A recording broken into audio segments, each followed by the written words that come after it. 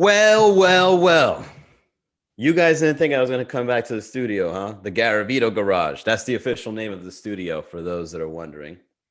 Let me go live on Instagram, and then we'll get to the comedy shenanigans that is Miami Comedy Podcast. Well, conversation. It turns into a pot. Yeah, you know what I mean. All right, here we go. How have you guys been, man? What's up? Did they take away the green screen? No way. Wow, they took away the green screen, guys. Can you believe it? You know, they had it right for a second and now it's gone. Yeah, it's gone. Wow. They took away the green screen. Why would they do that? It was such an amazing thing to have the green screen and now it's gone. All right, whatever. I'm not gonna bother with it. Hey everybody, welcome to another episode of the Miami Comedy Conversations. It's me, Manny Garavito. We do this every day at 6 o'clock where I go live to talk to you about anything you want. Just let me know. Hold on. Let me type something in. What's up, Joe Bob? What's up, Immacula? All right, here we go. What's up, Sebastian? Getchin, welcome. Lobato, the Woodwalker. The Woodwalker? You mean like walking over a bridge, Woodwalker? What's up, man? I don't think we've met, Lobato. Welcome to the chat. Hey, I got great news for everybody that's tuning in. Today is the big comeback of the Miami Comedy Conversations. We just came back from vacation, and by we, I just mean me. But I was in the woods. I was out and about in the woods, trying to get in touch with not only nature, but also trying to get in touch with redneck Republicans. It was a nice field trip, I must say, to understand the ways of a redneck in the middle of nowhere, the countryside. And you know what? Rednecks are a lot. And, I'm glad Joe Bob is here. What's up, Salty Sam? What's up, Moncayo? I climb wood poles, put fire in the wire. Okay, well, that's what's up. Well, if you climb wood poles, then you're not a wood walker, you're a wood climber. Oh, but you know what? Wood climber kind of seems a little pornographic, right? I climb up the wood. Oh, yeah, you might want to change your username before it's too late. It's long enough. No one will remember. Hey, Julia. Hey, Hernando, are you ready? By the way, guys, also a big shout out to Hernando Castillo, my brand new coaching client. Hernando. Oh, Hernando is taking it seriously, everybody. He's going to hit the ground running in the Miami comedy scene. Keep your eyes out for Hernando Castillo. He'll be making some money as a comedian in the city of Miami, as well as in the virtual space that's opening up for comics. So shout out to you, my friend. Congratulations. I'm definitely going to be dedicating my time and making sure you are on the right path. All right, Hernando? Huh? You're going to go up, you're going to bomb, and you're going to come back down, and you're going to be like, what do I do next? Well, first things first, delete that video. Delete the video and don't ever show anyone that video. Let's go up tomorrow and see what happens. Yeah, Hernando's a brand new comedian in the comedy scene. You'll be seeing him a lot more often. He's definitely serious about it. And I'm going to show him how to monetize. Hey, Barbie. So yeah, back to the story. I just came back from vacation. My brother got married, right? He's younger than me, but he's pretty much my big bro. Not only because he's making big moves like finding the love of his life and getting married and buying a house and moving to North Carolina, but he's also my big bro because of stature. He's a big dude. And yeah, he got married over in Carolina Beach, and it was beautiful, man. It only lasted 30 minutes. Come see us at Red Bar and Brickell. That's right, Red Bar and Brickell tonight. But let me go ahead and finish the story before we go into Red Bar. So I was over in Carolina Beach, and I, seeing my brother walking down the aisle with his wife, and a brand new family. Yeah, that's the thing. It's a little stressing to be part of like all at once. You just get like 50 brand new family members through marriage. It's a little overwhelming to get when someone in your family gets married, right? It's like, all right, my brother got married. Now I got, 50 people in North Carolina. Now I'm connected. I got connections in North Kakalaki now. If I'm ever hungry, I just go over there and I grab a bite to eat. If I ever got to do a $25 gig, I could just sleep on someone's futon in North Carolina. That feels good. It feels good to have an expanded family all at once. It's almost like you want to force people to get married so that you can get those connections, right? Hey, man, when are you going to get married? Oh, I don't even have a girlfriend. Well, start looking into it, man. Preferably somebody in a luxury in a luxury building somewhere, or maybe like someone that has like a mansion or something. Speed it up, right? I just nothing but white folks that cook a lot of food over in North Carolina, man. These people, I think they have some Italian descent. Lots of food. I ate every day more than I should have. And I went from a starving artist. You know, they thought of me as a starving artist when I first met them. I was like, what do you do? I do comedy. Oh, you're a starving artist. How did you know? Wow. Is comedy really that obvious that you got to be a starving artist? And then while I was holding one of their plates, and it's like, well, now I'm a well-fed artist thanks to this family. Oh. And yeah, man. So now I'm in this whole new family. I don't know what to say. And it feels good. I'm not gonna lie. It feels good to be. Is it Southern hospitality, Joe Bob? Joe Bob over here saying that it's a hospitality of the folks in the Southern. It is called North Carolina, though. I don't think is North Carolina considered the South? It has the word North in it. It's a little confusing, but I don't know my geography to that point. It is. Yeah, they were really nice people, very loving people. You know, if only they knew how much of an asshole I really am. If only they knew. No, but I was accepted into the family. They accepted me for who I am. And so when I was in North Carolina, I experienced two different types of topography, I think is the right word, right? Is that the word, topography? I was in the mountain ranges. Yeah, topography. Topography is study of shape and features of land surfaces. All right, yeah. So I was in two different sorts of topographies. I like that word. Topographies in North Carolina. I was westbound for the first half. I was in the mountains. Some of you saw the videos I was in. And I was hanging out in a cabin there. I was, terrified, but at the same time intrigued to see a side of America that not a lot of people realize exists. And I'm beginning to realize that when you live at that level of being an outsider from a city, like if you're tits and ass, yeah, I guess so. If you live in the mountains or in the woods or in an area that's not a city, like in any rural area, you're either extremely wealthy or extremely ignorant.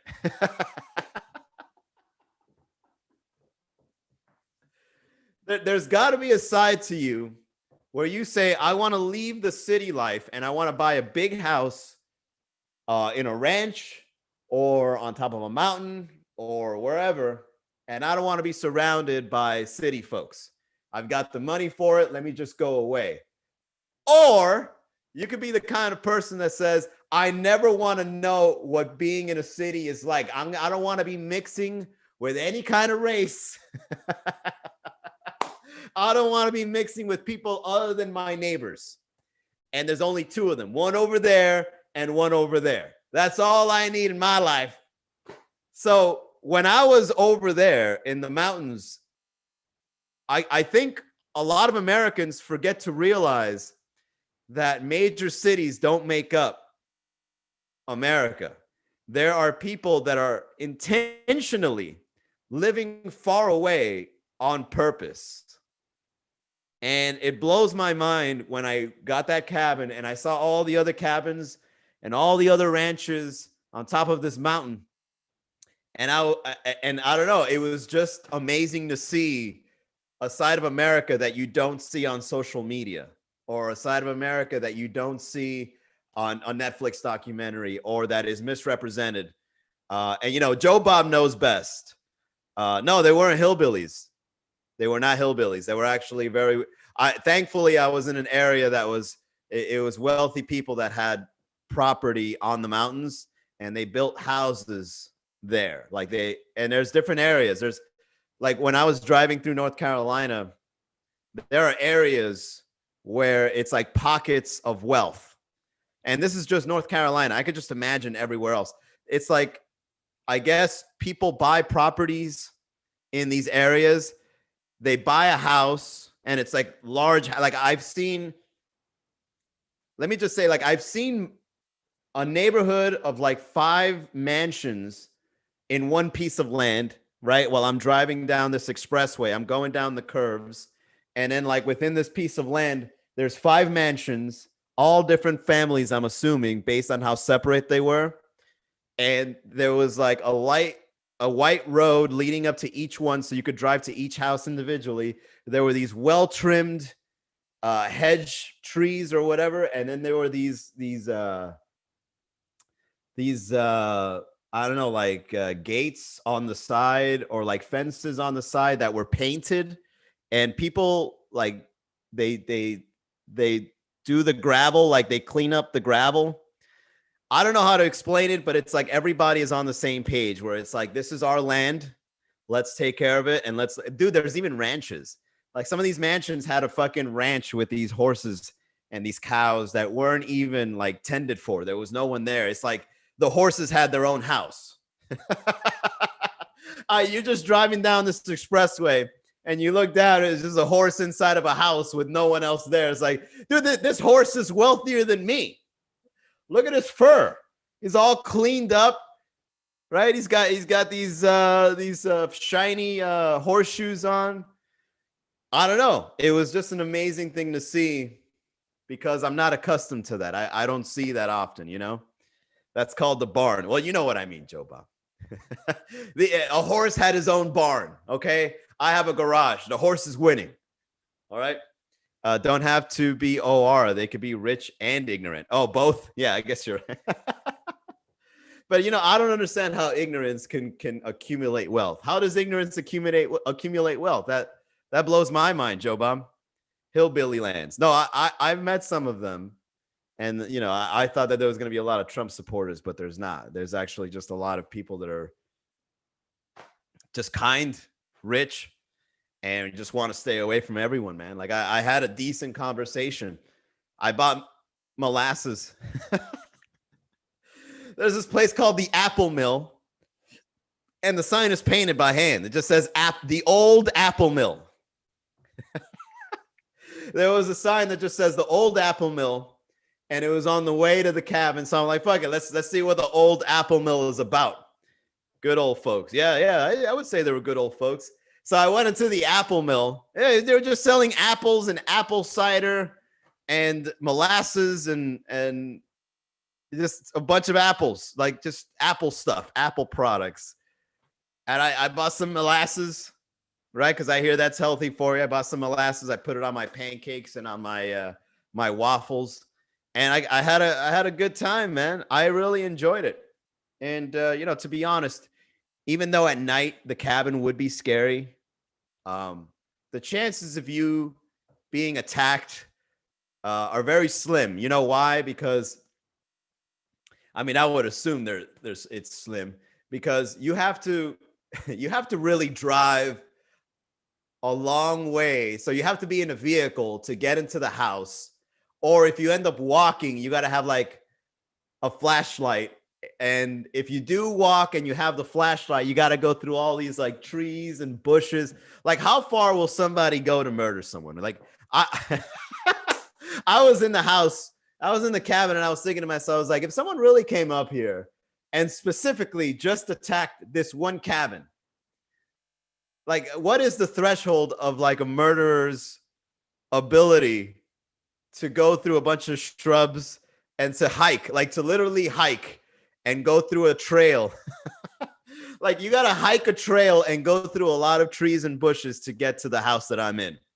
You know what I mean? Like, you must really want to kill me, bro. And it's like, you must have a grudge. It can't just be a random kill, because there's going to be at some point where it's like, forget it, man. I'm tired.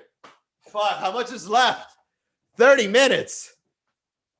Oh, right. You got to have like a GPS on, and the GPS kind of sucks up there. So like you probably getting bad directions. Like, which way is it to this guy's cabin? How do I get to this guy's cabin, man? I know there's an Airbnb cabin around here with one guy in it. I want to kill him real bad, but this is becoming a hassle. I don't want to get to it. What's up, Chris? So, yeah, I kind of, on the second night is when I realized this, that I'm probably not going to get murdered here. And if I did, the guy kind of deserves it. And I would assume it's the guy, right? The guy kind of deserves it. If he goes through all this hassle to get to me, it's like, damn, dude, you must really like me. You must really got to get this out of your system. All right, man, you deserve it. Go for it. Yeah, so I kind of got over the fear and I really enjoyed it. I'm going to do it again. Joe Bob, if you're still listening, I'm going to go to the country again. I really enjoyed the country. It's not as bad as the media says it is. It's really Oleta? No, I haven't been to Oleta. Is that a worse place, Chris? Oleta. Oh, let it get killed. All right. So then after that, I drove 5 hours east, and then I was in like retirement. Like there's just a bunch of retired properties, you know, nice homes put together. And the streets and avenues had names of like the ocean. It's like, this is Swordfish Ave and Pinfish Street. Oh, you got to go to Swordfish Ave and Pinfish Street in order to get to the house. Like, all right, this is Octopus Drive. This is Sea Lettuce Terrace. And so, yeah. And then, you know, when you go to the beaches, like picture like Hollandale Beach by FIU North, smells like raw sewage. No, I haven't been there. It's Oleta. What's up, Salacious Memes? What's up, next big superstar? Welcome. We're here talking about driving between the mountains and the beach over in North Carolina, which is my recent trip. So, yeah. And then, you know, there's nice houses, 3-story houses there. And, you know, these retired, I don't know what it is about people getting retired, but when you retire for some reason, beachside homes is like something people want, right? Because like I've seen this in Hollandale. I've seen this in Hollywood Beach. I've seen this in Sunny Isles. I've seen this in a lot of beach areas where people just buy property there because they just want to be next to the beach. And then businesses start opening up by the area. And it's always like business names like the Shuck Shack, the Fat Pelican Bar. And I'm driving around. It's like the area looks broken down, but I think it's like broken down on purpose. What's up, Lala? I think the area is just broken down on purpose because the houses are nice, but the properties seem like they've been there for a long time. You know what I mean? Yeah. Yeah, there's always like Margaritaville land and fucking Primetime Steakhouse and all these restaurants and shit. And it's like, man, this is people just want to be surrounded by restaurant and bar options. Take me to a place by the ocean where I can get a drink and eat a steak. Oh, that sounds beautiful. A nice place to die. What are your last wishes before you pass away? Yeah, let me get a steak from Primetime Steak. Let me get the ribeye. And make sure it's still happy hour so I can get 2-for-1 margaritas there as well. Yeah, so I was in that area, which was also nice. North Carolina, dude. It's just a really nice state. It's got, and you know what? I actually think the weather was really good. You know, North Carolina has really good weather. It goes from cold to rainy to heat. You get like everything. You get sunshine, you get rain, you get snow. It's a great state, man. I'm actually glad I got connections there so I can have a reason to go back. Steak. That's right. Lala just comes in last minute and goes, steak. I heard steak. Are we eating steak? Are we giving away free steaks at Miami Comedy? All right, everybody. I got to get going. You know why? Because tonight is the comeback. It's great to go on vacation, come back, and then go back to work, right? We did it. Miami Comedy is back, everybody. Red Bar Comedy Night starts tonight. Sweet Caroline tomorrow night. And then after that, we've got Moreno's on Saturday. And then we've got Boho Miami on Sunday. So we're back in biz, man. MiamiComedy.com has finally made its big comeback. We've waited for so long. Steak with mashed potatoes. Exactly. Delicious. Reminding me of my pre-vegan days. Miami Comedy has made a comeback, everybody. So I'm really glad to do this, man. This is great. So on the link here for those on Instagram and for those watching on Facebook and YouTube, I'm going to go ahead and say the URL verbatim. Okay. This is going to be a secret link. So if you don't know, we offer buy one, get one free drinks during our shows if you pay $15 online and $20 at the door. And the way it works is when you buy that wristband, that 2-for-1, that buy one, get one free wristband, you put that wristband on. And then when you order drinks at the bar, we have your bar tab. Okay. So whenever you buy a drink, the next drink is on me all the way until the end of the show. And we've been selling this for over a year now and people love it. It's $15 online, $20 at the door. And then when you start buying drinks overnight, you then get half off because you buy a drink and then the next one's on me until the show's over. All right. So it's a hit. So I decided as a special gift for those that are tuning in. Okay. Now that we're going to be back, I'm going to offer buy one, get one free wristbands for the next 30 days for $1. Okay. $1 for 30 days as the special comeback. All right. We're giving away wristband. Not only one, I'm going to give you 2 wristbands. All right. For you and a friend, whether it be your date, your boyfriend, your girlfriend, your hubby, your wife, whoever you want to come with. I'm going to give you 2 buy one, get one free wristbands for you and your friend. Okay. So then you both go to the bar and you buy your drinks and then the next one's on me over and over until the end. Okay. Now, this is going to last for 30 days. So every show that you go to, I'm going to give you this wristband on me. All right. For that $1. Then after the 30 days, making money moves. That's right. Then after the 30 days, it's $15. Okay. But you get 2 wristbands for every show we have. So it's not just one show for $15. It's one payment of $15, and then you get the wristbands for all the shows for just one price for you and a friend. Okay, so it's like win, win, win, win, win. There's no loss here. You pay $15 after your 30 days, and you get these 2 wristbands for every show that you go to of ours, so that your bar tab gets split in half. All right, go to miamicomedy.com/access. Buy it for $1. Try it out. Okay. So you can see that we've got the hookup at these bars, but you've got to take advantage of that $1 while it's still up. Right. This is my gift to those that tune into this show. This is my gift to those that are coming to the comeback this week.